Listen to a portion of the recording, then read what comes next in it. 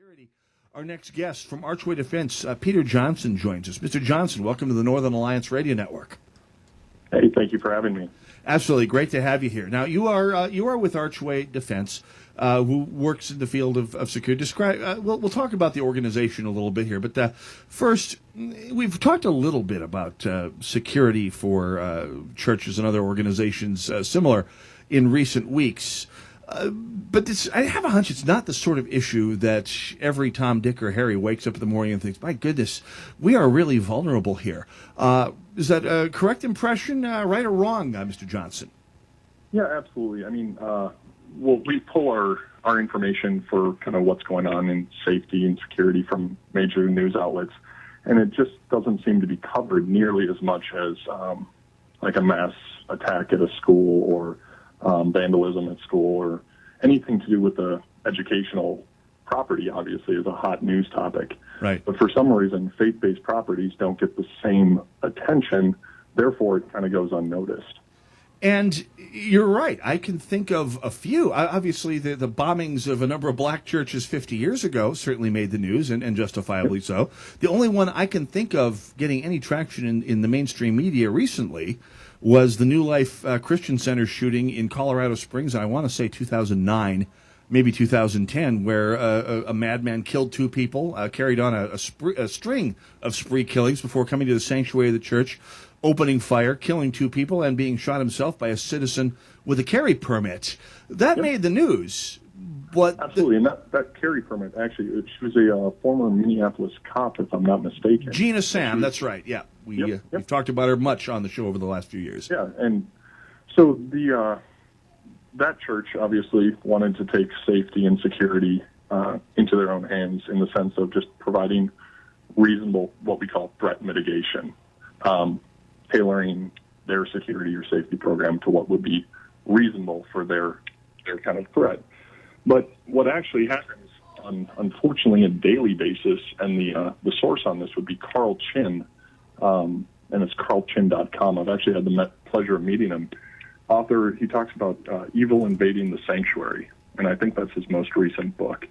But he publishes every single attack, whether it's vandalism or deadly force incident. I believe he describes it as DFI, so deadly force incident, where deadly force was used against another at a faith-based property. And the crazy thing about it, once you actually start peeling this back and looking into it, is for every person that dies at a educational property, right, a school, there's actually two that are violently attacked and murdered at faith-based properties around the country. And that's not just one Christian, Lutheran, Catholic synagogues. That's across the entire gambit. Yeah, and why is this? I mean, we know that school shootings get a lot of publicity, justifiably so. Why is it? First of all, why are churches being targeted? I'm not aware personally. I can't even imagine. Why is it that schools are being targeted like churches, rather, houses of worship of all faiths are being targeted like this? Is there a reason for this? Is there any pattern that links them together? There's a couple. One is obviously any faith-based property, and I say faith-based property because we don't want to just say churches because that would remove a couple other places. But faith-based properties generally are seen as a very, from a military or law enforcement or counterterrorism standpoint, a very soft target in the sense of very little, if any, security or safety protocols, entry control, or anything like that. And then on top of it, they're generally all charities, right? So they actually do take in money. So there's the robbery aspect of it because they do have cash on hand. So there's a robbery aspect. Then anybody's religion is a huge part of your life. So therefore, when something happens, to attack somebody's religion is a very personal attack. And we've seen that throughout the Middle East. And those ones have actually garnished some global news attention. But because it's such a soft target and because it's such, if you will, an easy place to commit a crime in the grand scheme of things by comparison to a shopping center with, like Mall of America has Bloomington Police, right? They patrol around there and they have sworn police officers that provide security on top of augmented by a unarmed security detachment. Right. Well, a church outside of the mega churches, very few of them actually have a safety or security program built in. Yeah, in fact, the ad hoc nature of some of these security arrangements was driven home to me when by some friends of mine who are members of perhaps the most targeted religion in the world these days, Twin Cities Jews, who I thought it was deeply ironic a few years, probably about 10 years ago, after a synagogue shooting in Los Angeles, where a fellow went around to shot up people in a couple of Jewish centers and ended up at a synagogue and wound up killing a few people. And you had the not spectacle, but the ironic happenstance of a St. Paul synagogue that's full of some of the most egregiously anti-firearms legislators in the Twin Cities, quietly calling a number of local. I don't know if you're aware, but here in the Twin Cities, some of the most prominent activists for the Second Amendment happen to be Jewish, including my first carry permit instructor 10 years ago, who was quietly called and said, "Hey, would you mind bringing, coming to services strapped and perhaps taking up a tactical perimeter?" It's pretty ad hoc. Yeah, I've actually got a good friend now. I won't name him, but right. He has a group of like-minded people, and when they go to synagogue, all of them have taken it on themselves as an act of charity to their community to have their permit and to carry while they're professing their faith, because they get it. Right? I mean, it doesn't take a deep look into worldwide news to see that they're targeted. Right. Absolutely, and it makes some perfect sense, and yet, even if you're like I, a Presbyterian, a faith which almost no one other than the cursed English have a problem with. And for which I bring my broadsword to church every Sunday. Yep. Yeah, there's stuff still happens out there. Now let's talk about your interest in this. Of course, you're with Archway Defense. Describe your organization. Then we'll have to take a break after that. We'll come back and talk about what churches can do and the help that's available to them. So describe Archway Defense briefly, Peter Johnson. So Archway Defense, we look after the intrinsic value of human life. We're not a firearm company. We're not a taser company. We're not anything. What we're doing is trying to provide peace of mind through training. So we bring military, law enforcement, counterterrorism instructors from a gambit of kind of backgrounds and bring those into faith-based properties, and even we do workplace violence in corporations, same kind of application, tailored appropriately towards them. But Archway Defense is really established to build peace of mind among the community. After all these years, I mean, if you watch news for more than 30 seconds, I don't know how you can't be depressed, because as the news kind of pushes everything out, if it bleeds, it leads, right? If it's the most gruesome, horrific thing, it will get the front line of the page. Right. And unfortunately, that's creating a ton of stress throughout the world, or throughout the nation. And then on top of it, I mean, everybody around the world is kind of fearing terrorism, random attacks from psychopaths, et cetera, et cetera. So what we're trying to do is establish peace of mind through training. Now we'll talk about what that means for a congregation, whether you are part of a congenitally militant congregation like us Scottish Presbyterians, or if you're perhaps of a more Pacific background. We'll talk about that when we come back. We're talking with Peter Johnson of Archway Security. I've posted the link to both Archway Security and to Mr. Chin's blog as well. It's a very interesting read, and a rather sobering read as well, looking at some of the statistics that jumped off the front page of that site as well. So those are both at shotinthedark.info right now. 651-289-4488 if you have questions for comments. You can also reach us at hashtag NARN, Northern Alliance Radio Network, at Twitter. We're talking with Peter Johnson. We come back, go nowhere. Anyway, we're talking with Peter Johnson of Archway Security. And if you're interested in more information, I have posted the link to Archway Security's website at shotinthedark.info. It's on the show post for today. I heard it on the NARN. I've also posted the link to Carl Chin's excellent and, let's just say, deeply sobering website entitled Evil Invades the Sanctuary. It's one of those things that seems counterintuitive to an awful lot of people, and yet the idea that you need a church, a place of worship, a place focused on good, a place what's supposed to be focused on the best in our world and in our society, needs to defend itself against something, anything at all. We're talking with Peter Johnson of Archway Security. Now, let's talk about the measures that you at Archway advise churches to take. We've heard about some of the more ad hoc measures, like the New Life Christian Center asking some of its folks with some experience and with permits to carry to bring their firearms and be watchful. We've talked about friends of ours of the Jewish faith, both of ours, who've taken it upon themselves to see to their congregations' defenses. What about, especially here in the Twin Cities, we have a deep tradition of smug, sanctimonious liberal Lutheranism, to call it, for lack of a better term, who says, we're a church of peacemakers and peacekeepers here, and if we're just peaceful enough, nothing's going to happen to us. It hangs over some congregations in the Twin Cities, like smog, quite frankly. Peter Johnson, what can congregations of that ilk, or perhaps members of congregations of that ilk, do to see to their security?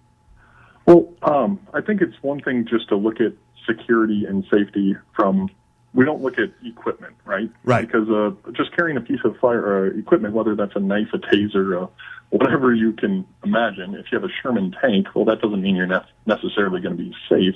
True. It just means you have a Sherman tank. Right. What we need to do is just bring in the training elements to see what pre-assault indicators look like, behavioral detection. We build a course surrounded on the concept of the welcoming usher, right? So the very essence of our training platform is to empower people to know what to look for. Because if you don't know what to look for, then you're going to walk around scared of every shadow, and that's the last thing we want. Or oblivious to the shadows you should be watching for, which is almost as bad. Exactly. In that case, you'd probably have to work for the TSA. Shot and goal. Okay, back on subject. Yeah, sorry, off topic. No problem. Coming back, but seriously, for faith-based properties, it's not about the equipment; it's about the mindset, right? Because we can give you the equipment, whatever you choose to use, but the mindset and the appropriate training on what to look for, how to mitigate threats before they even happen. There's this thing that law enforcement uses very frequently. It's called crime prevention through environmental design. So what you can do is actually augment the physical layout of your building, right? And through very low-cost measures, and most of them are actually free, in just reducing your propensity for vandalism or robberies or crime by adjusting your physical layout. Some of that would be lighting. Yeah, absolutely. Perfect example. There's a small church in Excelsior, Minnesota, which is not the crime haven of the Midwest, surprisingly. Yeah. If you Google this, it'll come up. It was a couple of years ago, and I don't want to quote the date, but it was less than 4 or 5 years ago. But it was a small Catholic church in Excelsior, Minnesota, and they had a pipe bomb strapped to the door in the middle of the night. That's right. And it barely hit the news, but it's still out there. You can still find it.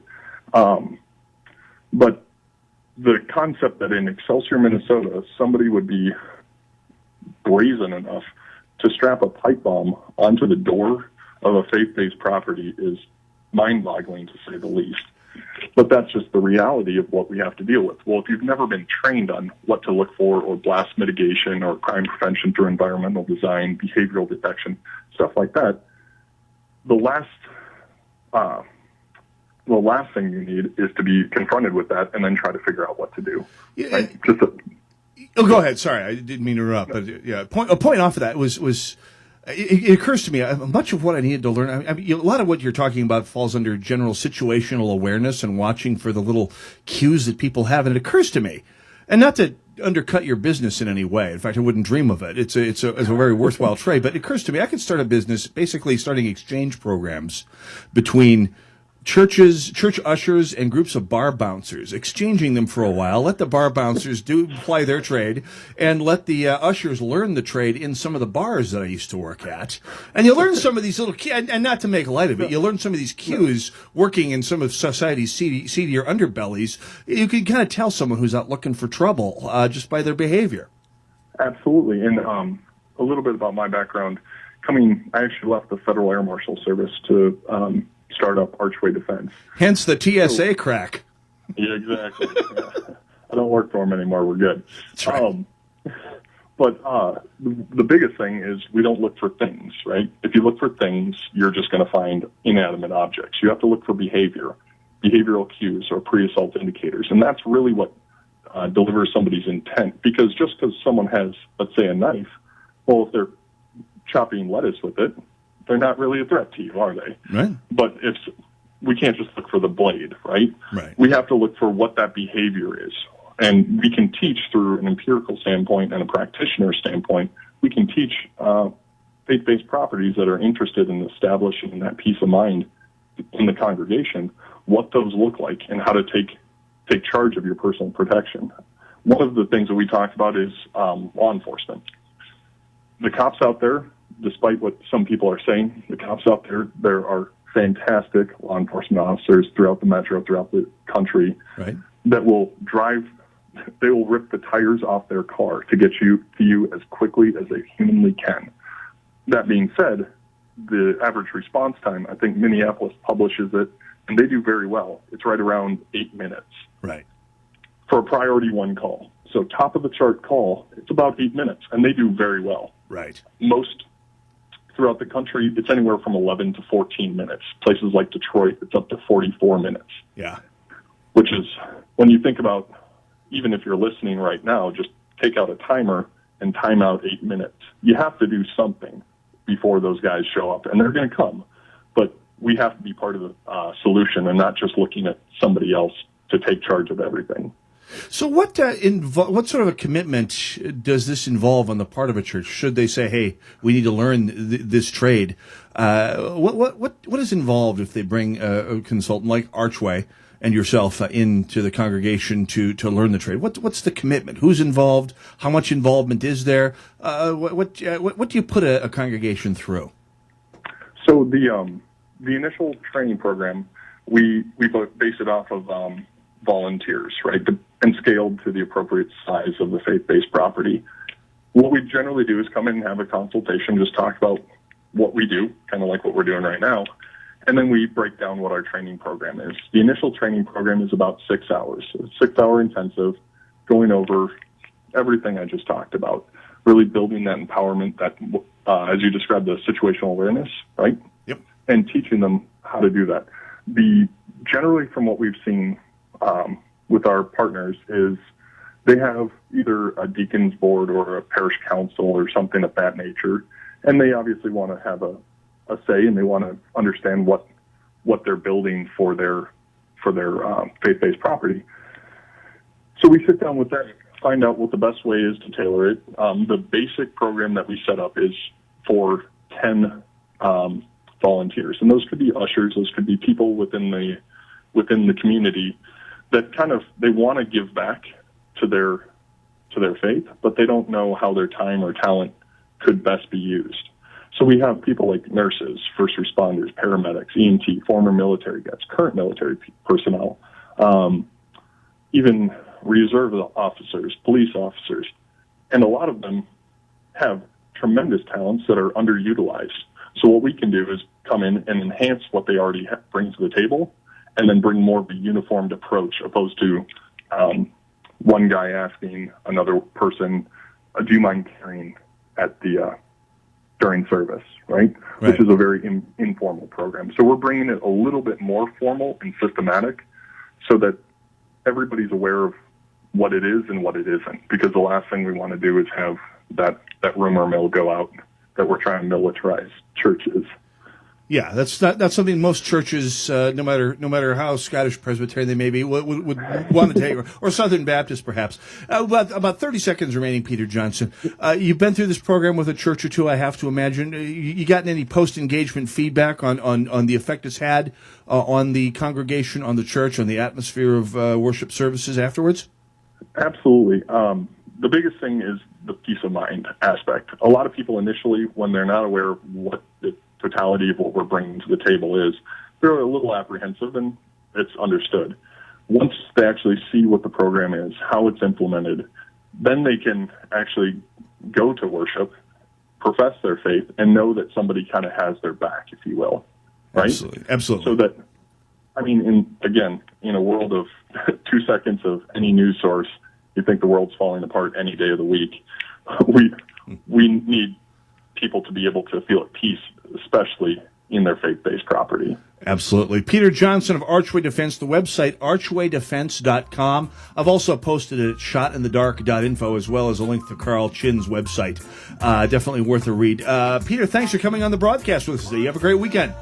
Yeah, thanks for having me. You have a good one. Absolutely. Northern Alliance Radio Network, AM1280 the Patriot. When we come back.